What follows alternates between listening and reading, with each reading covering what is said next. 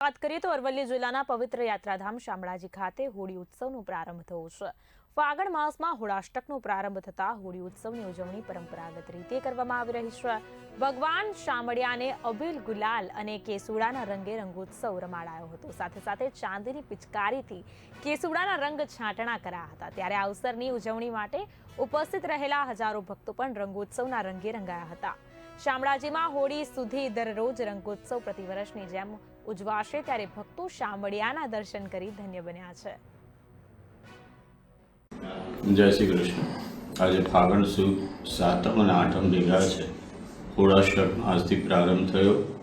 હોળાષ્ટક અંતર્ગત શામળાજી વિષ્ણુ મંદિર ખાતે ભગવાનને ફગવો એટલે કે ધાણી, ચણા અને જુવારની ધાણી અને સાથે બાળભોગમાં ભગવાનને કાજુ, બદામ, દ્રાક્ષ, ખારેક અને ટોપરાનો પ્રસાદ ધરવામાં આવે છે।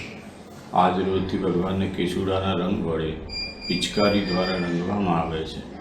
આજથી ચાલુ થતા આ ફગવાના દિવસો, જેને હોળાષ્ટક કહેવાય છે, તેવા દિવસોમાં આગામી ધૂળેટી સુધી ભગવાનને વિવિધ પ્રકારના રંગોથી રંગી અને આ તહેવારને ઉજવવામાં આવે છે।